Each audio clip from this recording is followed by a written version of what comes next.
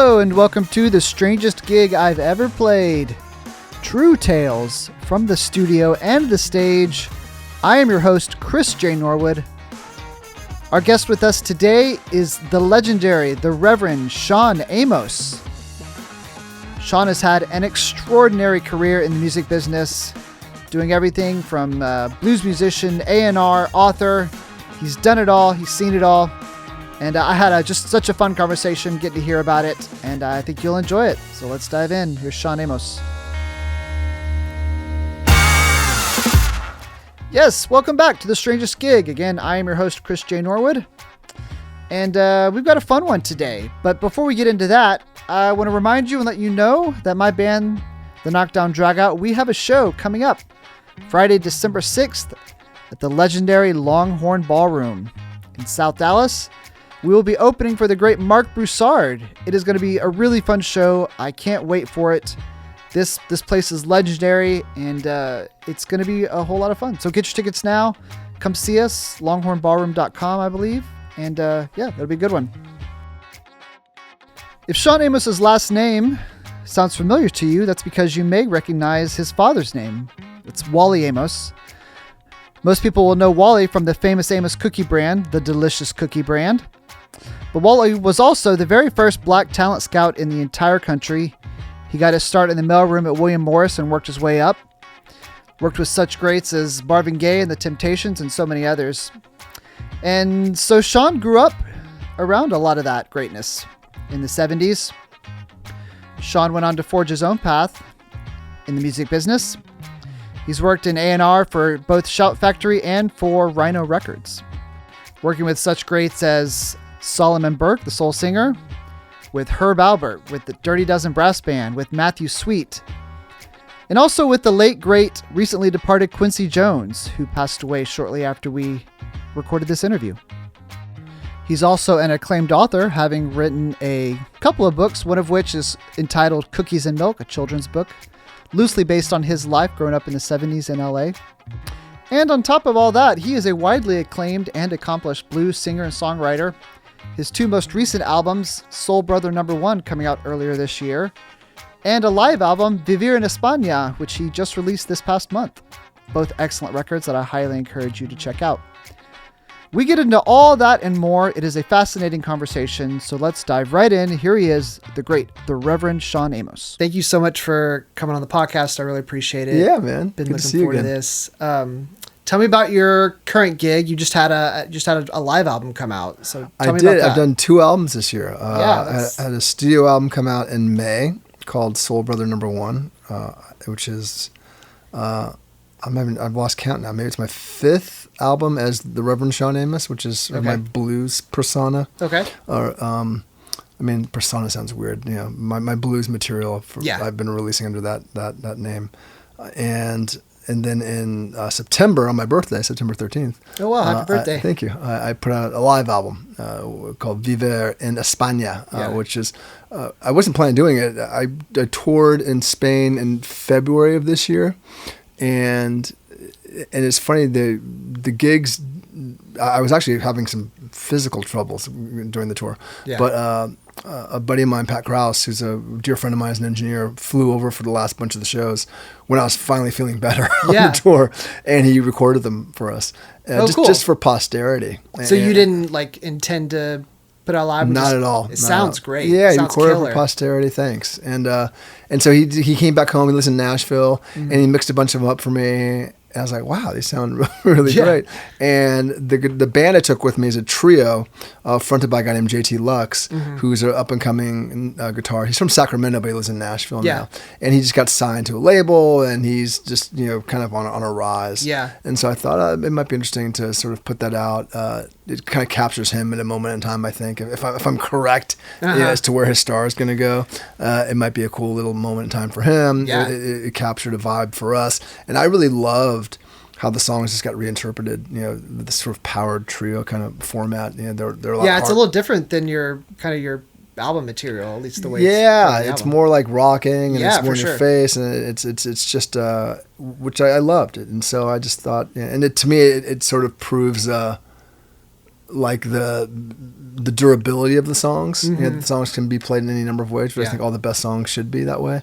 So I kind of am proud of that as a songwriter. And there's definitely a youthful energy to the performances. Yeah, which comes through from the band. Yeah, and totally. Yourself, yeah, and they're not really attached. They had no real, dog in the race. They didn't come to this with any real attachment to any of it. I mean, they dug it. They dug playing with me. Yeah. It wasn't like they had some reverence for blues material or whatever. They just wanted to rock out and have a good time. How did y'all do rehearsals going into the tour? Or? Very briefly.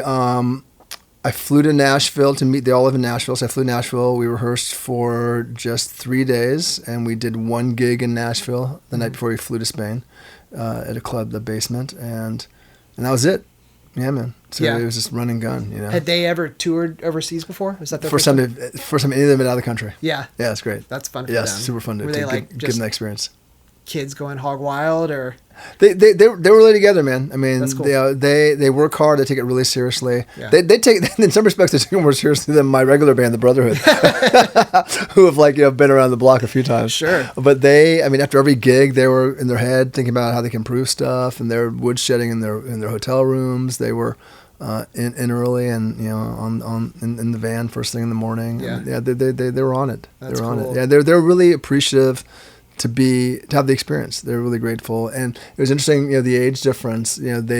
They felt that they could learn something from me, and so there's a little bit of like a mentorship sort of vibe in a way.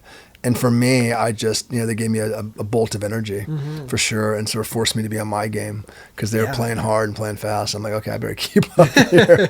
So you can feel all that. People who know my material were like, whoa, you definitely had like a shot of adrenaline go through you, sure. Which I do anyway. But I think it's also, even though that's a unique performance, and that's part of the reason why I put it out, it's also pretty emblematic of what my thing is and what my vibe is. And and for a long time I've been wanting to capture, the show is different from the recordings, like a lot of bands, it's like, Grateful Dead shows were a whole different thing than Grateful Dead albums. Right.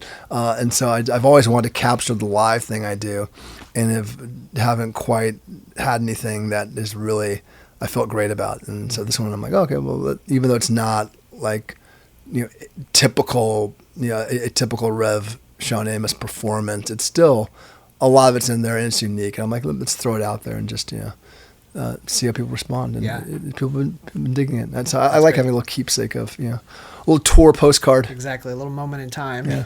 Well, tell me about Soul Brother #1 that came out earlier this year. Where did you record that? That was recorded, except for one track, was recorded at, oh my God, what's the name of the studio now? The old Ocean Way studio in LA, which is now called something else. I'm totally forgetting the name of it now.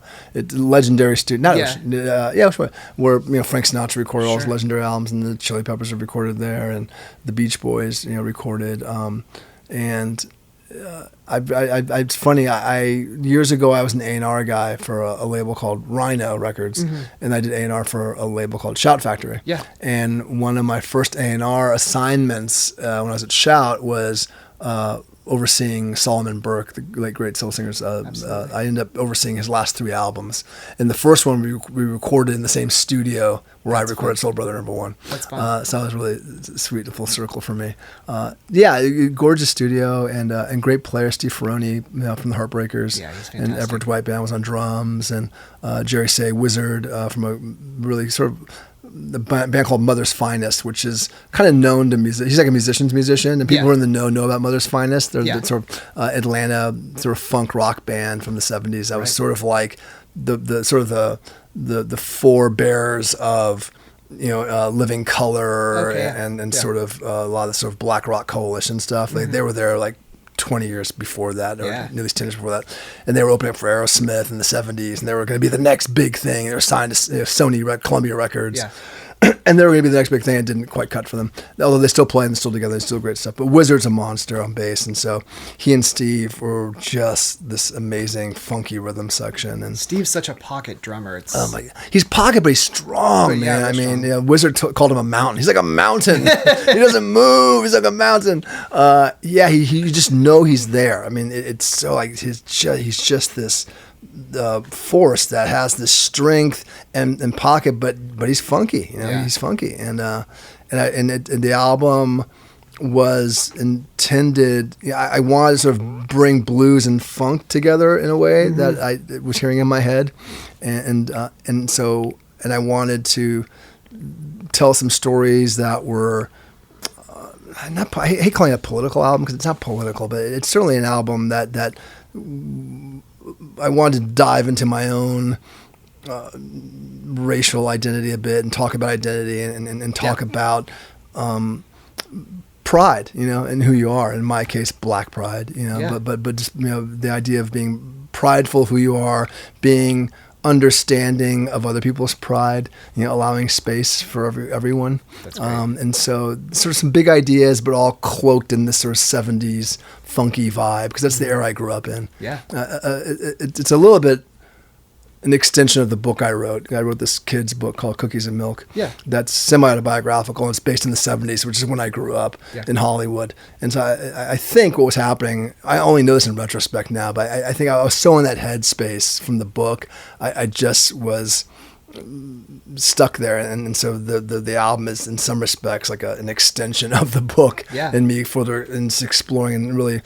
sort of remembering my love of 70s Hollywood and 70s music and 70s soul and sort of all these crazy figures I grew up around with big afros and dashikis and so I just sort of wanted to paint a little picture of that. That's awesome. Yeah. Well, I want to go back to, you'd said you'd kind of gotten to start as A&R for Shout Factory and other places. For those that don't know, what exactly does an A&R man do? Yeah, so A&R can mean a couple different things depending on the kind of label you work at. Sure. So A&R is an acronym for artists and repertoire, and so A&R men are responsible for finding talent for the label. Yeah. So if you work for a new music label like Universal Music or Columbia Records or Motown Records or whatever, you're out, in the old days, you're out going to clubs and scouting bands and looking for, who's going to be the next big thing. Right.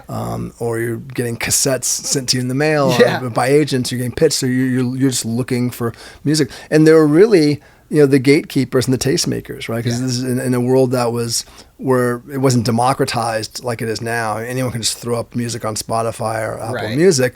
But before that, the only outlets were radio or going to a record store and buying a record. Yeah. That was it. I mean, those were the only two ways to get music.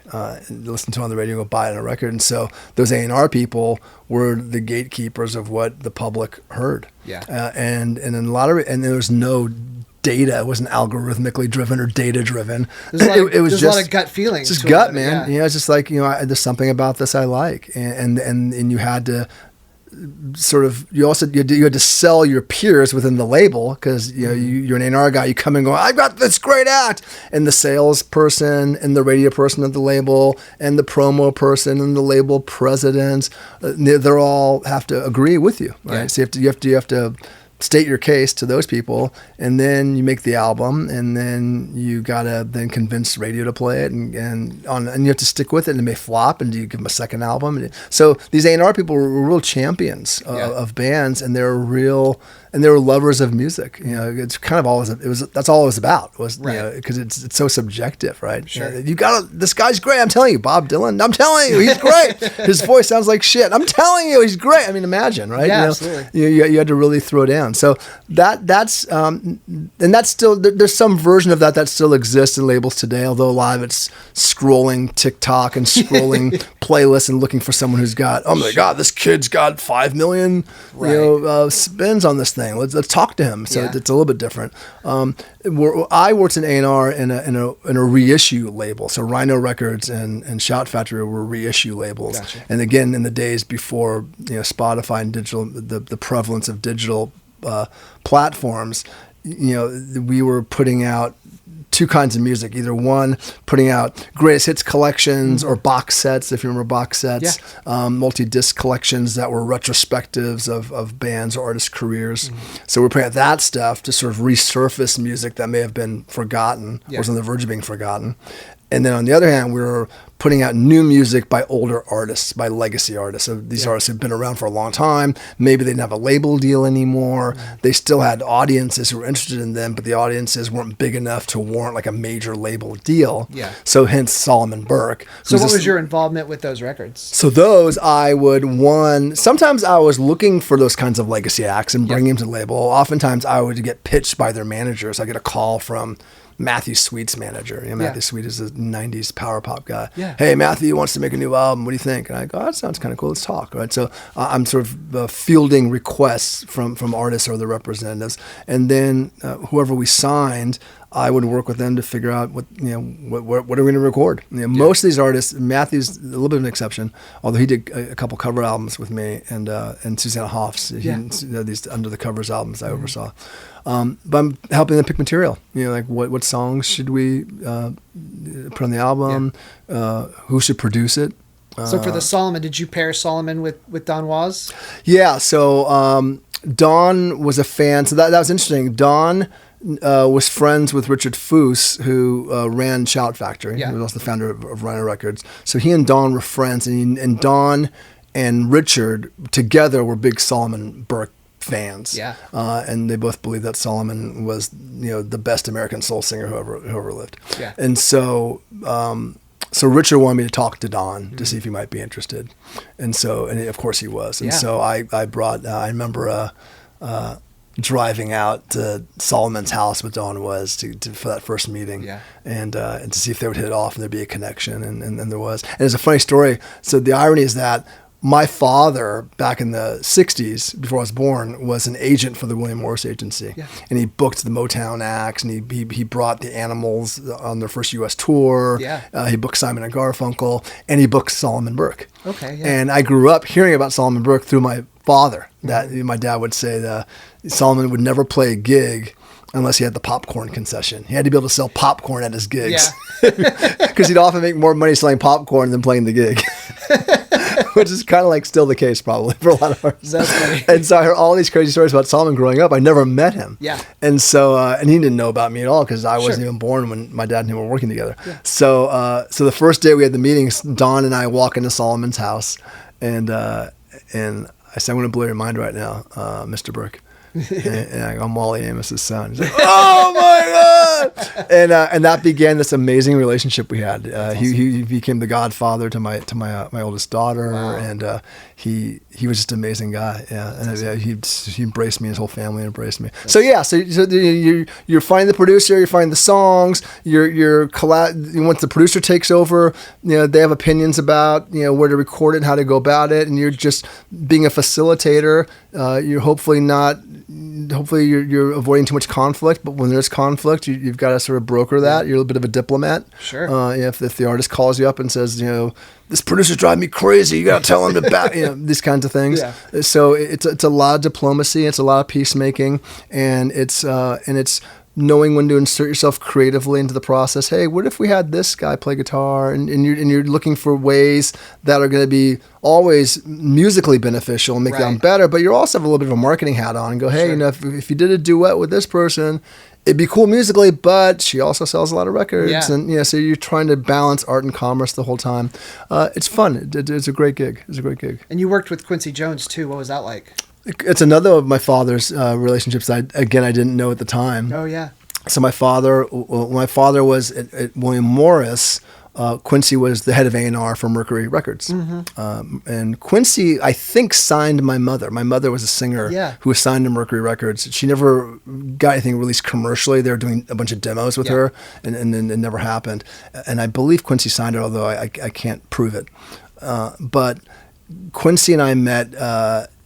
So I'd met Quincy. There's sort of three Quincy chapters. So there's the first chapter that I just told you where I wasn't really born, but it's a chapter, I guess. Sure. The second chapter is my father when he was after he became an agent. After he left William Morris as an agent, he became a manager. He managed musicians, stand-up comedians, some actors, and two of his artists he had a comedian named Franklin Ajayi and a musician named Mississippi Charles Bevel, like a folk kind of black Cat Stevens kind of. Yeah, okay.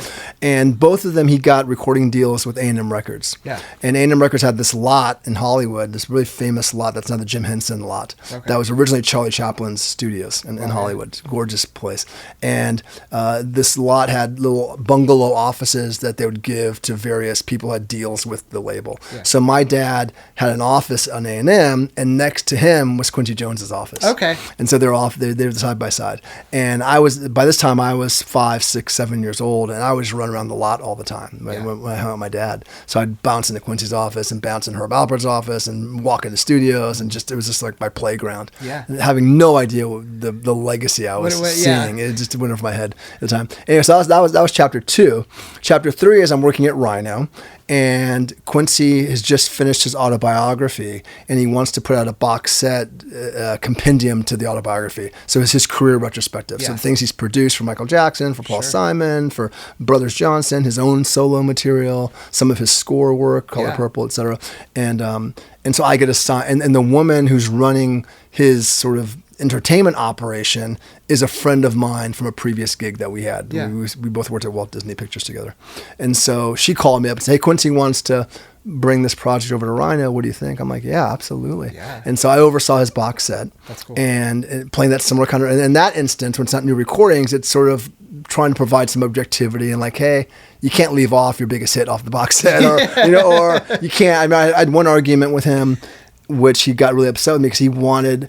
There was a Thriller track, and I can't remember what track it is now, but there's something on one of the Thriller tracks that always bugged him, and he wanted to go back and remix it for the box set. Yeah. And I'm like, you can't do that, man. You can't you can't be revisionist about it. If you're gonna do like the Thriller album anniversary and have another disc of whatever, but it's like it's a box set. Yeah. I pushed back on him, and I used some phrase that really pissed him off. I think revisionist or something. Anyway, so but we got through it, and the box set turned out gorgeous.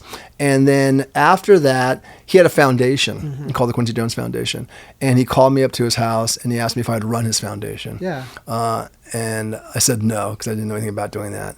And then he called me up again. And I'm like, you don't say no to Quincy Jones twice. Sure, yeah. Probably not even once. And so I accepted. And so I ran his foundation for a year, which was just, that's a whole other episode, but it was pretty remarkable experience. Well, what kind of work, just briefly, what kind of work? A lot of, it was economic development in third world countries. So he really wanted to close the poverty divide. And so we built a bunch of homes in South Africa. Wow. We had a entrepreneurship development in sort of low income cities in America. Yeah. There's some music programs, predictably. It was heady stuff. That's cool. My first month on the job, I presented at the World Economic Forum. I mean, wow. It was crazy. I mean, I didn't even own a suit before I worked for Quincy. It was a wild ride. It was a wild ride. Yeah.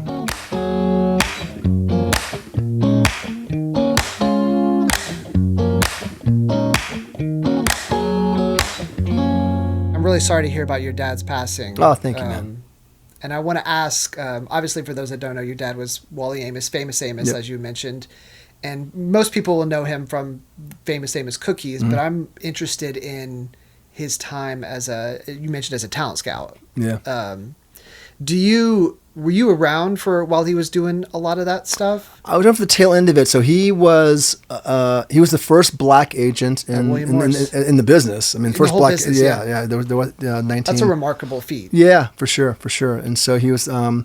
He started in the mailroom like everyone does at William Morris to this day. I worked in the mailroom at William Morris years later and ended it there at his suggestion. Yeah. The only time my father ever gave me advice was, please do not be an agent. And so I stopped after the mailroom program. But Yeah, so he was an agent, and like I mentioned earlier, he booked all these biggest acts of the day. Simon and Garfunkel. Yeah, booked all the Motown acts.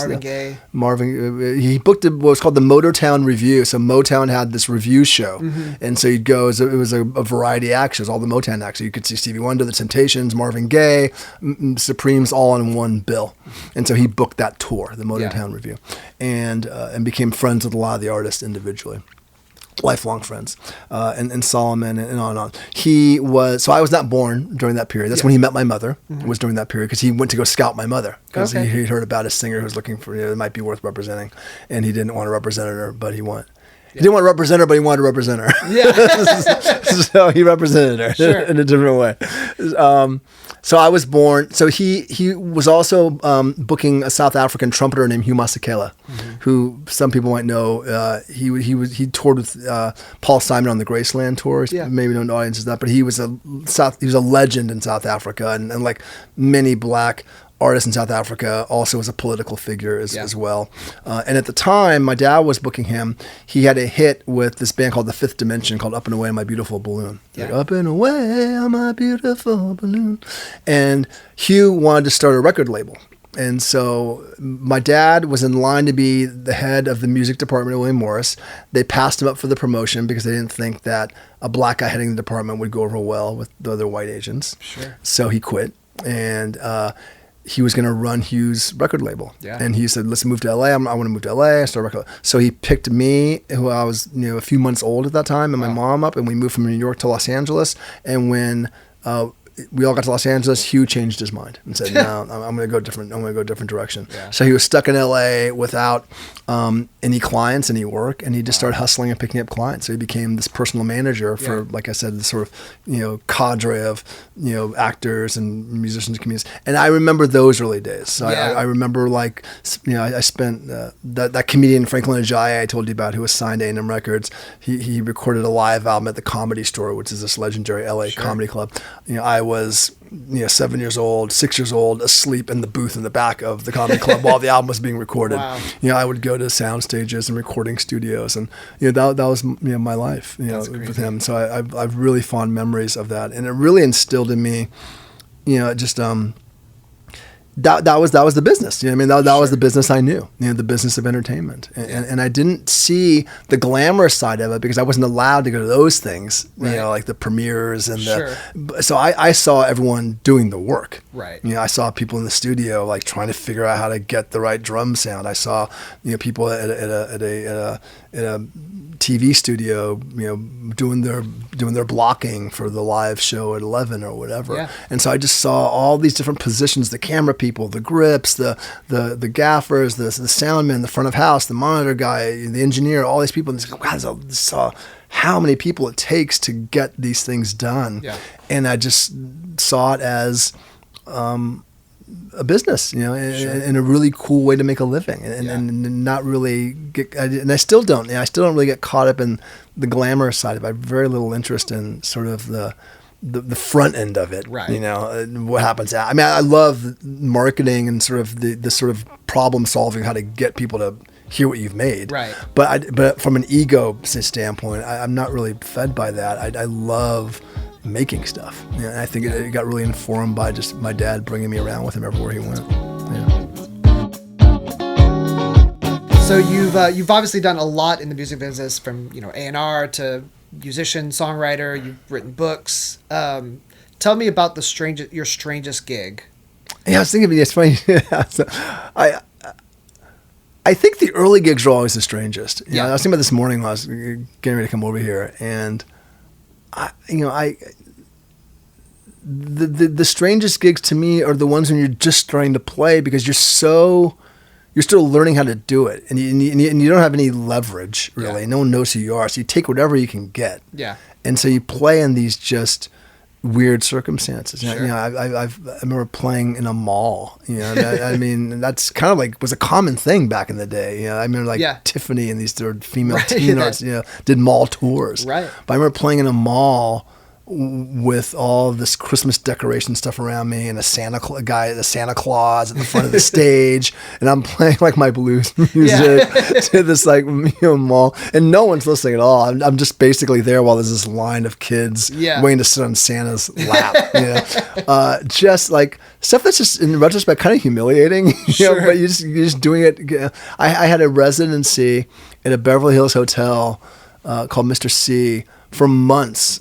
I played every weekend for months when I was just woodshedding and learning how to be the kind of blues artist that I wanted to be. Were you playing with the band? What? Were you playing with the band? Playing with the band, and I hadn't even written my own blues songs yet, so it was all covers. Yeah. I was just really trying to get my brain around all this catalog of stuff.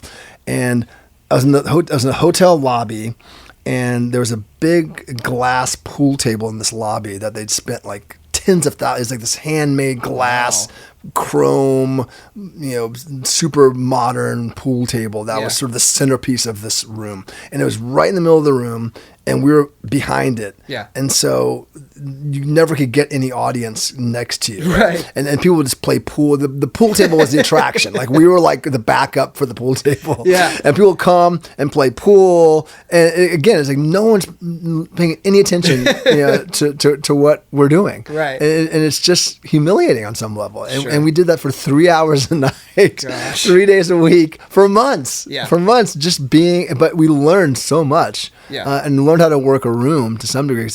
A lot of things I do still on stage were informed by those gigs. It's like, what can I do to get people's attention? Just not shock value per se, but it's when I forgot my first wireless mic, I just walk around the room and just get in people's faces and just you get on the table or whatever. But those early gigs were just so much humiliation. I remember a gig, my first band, actually pre blues. I was in a band. We called ourselves Earthmen. And this guy was managing us. I can't remember his name, but he was just this kind of 2-bit manager, and he got us a gig at a it was like a beer fest or something out in the middle of nowhere, and we played in a semi truck that had been cut in half. Yeah. So the back of a semi truck that had this corrugated metal thing over it, and the PA kept cutting out. There was literally one just household bulb that was above us. That was your spot. That was our spot. And the guy came up to me, the manager, before we were setting up.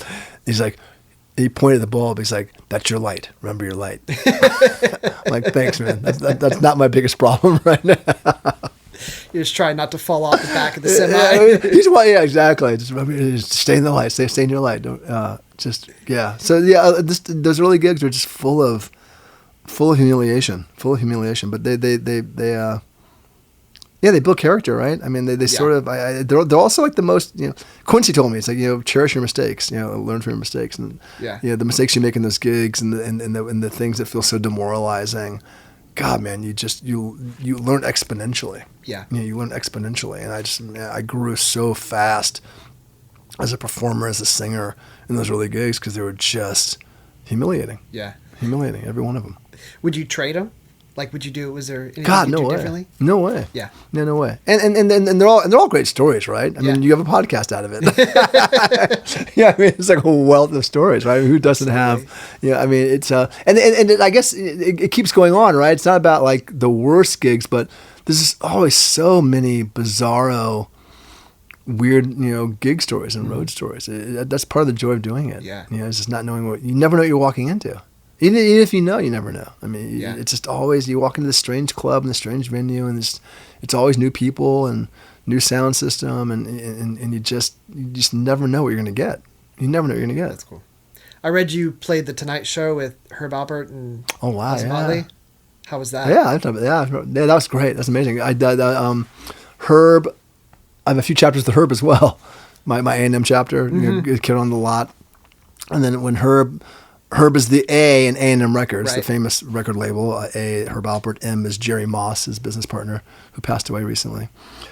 And when they sold A&M Records to Universal Music, all those classic Police albums and Supertramp and Cat Stevens and on, Herb carved out his own catalog. Tijuana Brass, his album Rise, which really was sampled by Biggie, and And so he had his own key. He owned his own albums, and he was looking for a new distribution deal for his album. So he came to Shout Factory. Okay. And so that was my second sort of connection with him. And so I oversaw the reissue of all his classic albums, and we did some new releases of some previously unreleased material. Wow. And I talked him into doing a remix album. I said, it'd be really cool to do a remix of some of your classic Tijuana Brass stuff. Yeah. And he resisted at first, but then got on board. And so we did remixes with the Dust Brothers and with, who's the DC based sort of trip hop group. I'm spacing on it. It's been so long. Anyway, we did a ton of great remixes, and then Ozone Motley did a remix.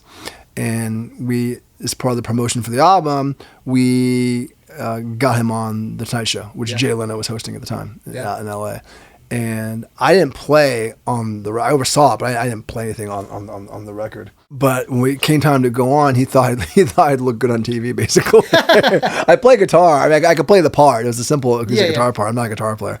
And I played a little bit of acoustic guitar back then. I don't at all now.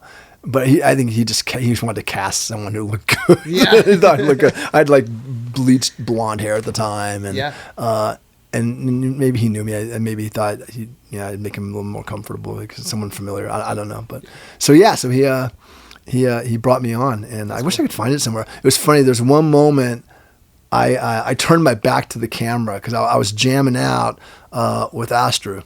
From Ozo, and so we were sort of with each other. I was in it with him, and I turned my back to the camera, and Herb came up to me afterwards. You turned your back on the camera. I'm like, sorry, man. And I saw it. I haven't seen it in years, but I saw it soon after it aired. Oh my God, it's kind of cool. It's like Miles Davis turned his back. Bob Dylan turned his back. It's okay. But I was like, I got all freaked out about it. It was great. I learned a lesson from him. We did that, and immediately when it was over, he went straight into the sound booth and asked to listen to the mix, and made tweaks to the live mix. Wow. Yeah, because it aired live. Let me think about this. It was tape delayed in one of the markets, so he had heard something and then wanted to tweak it, and it was for the tape delay. I mean, his level of just so meticulous. And they were cool with that. They were. Yeah, totally, man, totally. Yeah. He's 90 now, man. Still plays like 100 dates a year or something. That's crazy. Yeah. Amazing. Plays an amazing trumpet and plays every day and tours. It's like that's just what he does. That's the way. That's the guidebook. Yeah. I'm amazed at trumpet players especially. Doc Severinsen's the same way. He still plays and tours, and he's probably 110. Yeah, or something like that. I have a buddy of mine as a drummer for Doc, and he just is still out there playing trumpet. Yeah, which seems like a tough instrument totally. to play. Quincy played trumpet. Quincy was a trumpet player. Yeah. But he had to stop because he had a brain aneurysm. Yeah. And so he had to stop. But it's phenomenal, man. So that's my inspiration. Like, just do it to the wheel. Don said, you just got to be the last man standing. And, that's be the last man standing. That's cool. You just don't stop.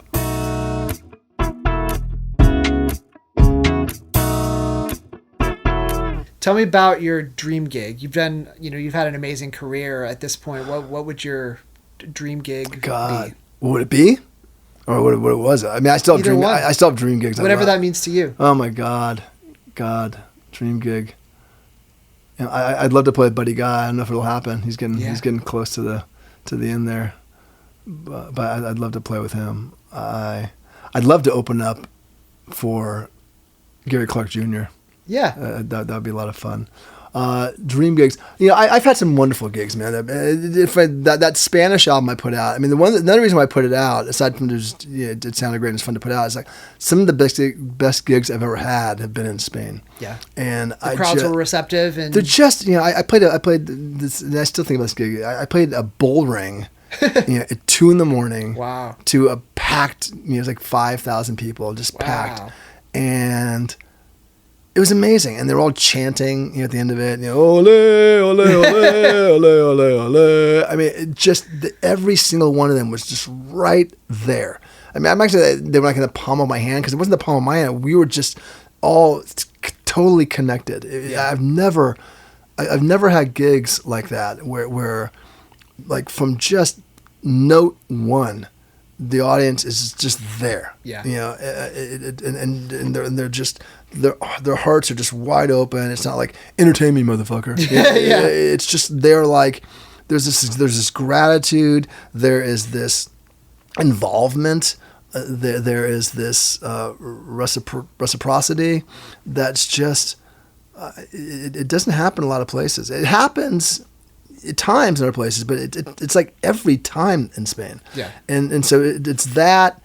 Then in this bull ring, which is built in whatever BC, Yeah, sure. and they're all chanting, and it's like a cloud of dust because they're kicking up dust everywhere. Yeah. It just really remarkable, man. That's it's cool. such. I see photos of that gig every now and then. I just like, man, it was. In some of these gigs, it's hard to be. You want to be present, yeah. But sometimes if you got sound problems, or you're dealing with bad monitor mix, or when you break a string if you're a guitar player, or whatever it is, sometimes it's work, right? I mean, it's work, yeah. and you got to just like make sure that everything stays on the rails. So it's not always possible to have this sort of purely present, experience, or much less an out of body experience. Yeah. But that gig, man, was like, it was just. It was being guided by something else. Yeah. It was really beautiful. That space and the setting and the crowd. It's like set and setting and crowd, and all of it just worked. I also got I played this. Joe Bonamassa has these blues cruises he does, and I'm the only time I've ever been on a cruise ship was with him. I have no desire to be on cruise ships, but I did a jam with Joe and Jimmy Vivino, wow. and Kebmo and Cam Franklin from the Suffers, yeah. And that was a blast. That's fun. That was a blast, and it was one of those moments where, and I think we all, it's human nature. You spend so much time thinking about where you want to be and being in admiration of other people or in envy of other people, or jealousy of other people. Social media doesn't help that at all. And you scroll, God damn it, he got that gig. Oh my God, he's on number one. This constant envy. And I remember a friend of mine, Gary Stewart, who was an A&R guy, the head of A&R at Rhino Records, who was a big mentor of mine. He's passed away. And I remember him telling me once, quit asking to be part of a club that you're already in. Yeah. And it was such a wonderful thing for him to say to me that, hey, you're in already. You're here, even if you're not like on number one, but yet that's a tendency still, Sure. is to sort of think of myself like outside of the circle or outside of the club or whatever. Yeah. And so to be on stage with all these guys and women, it was really nice. Like, I am part of this, club. That's really cool. And I remember before the gig, I went up to Joe's suite. He had his own sort of suite on the ship, and so I went up there to practice a part with him. Yeah. And it's cool. I'm like here I am, and I'm jamming with him, and it's just a recognition that like I know what I'm doing. Yeah. It's like, wow, after all these years, I know what I'm doing. Because you're just constantly thinking about climbing, and so that was a nice moment. That was a nice moment. Well, what's next for Reverend Shawn Amos? It's a good question.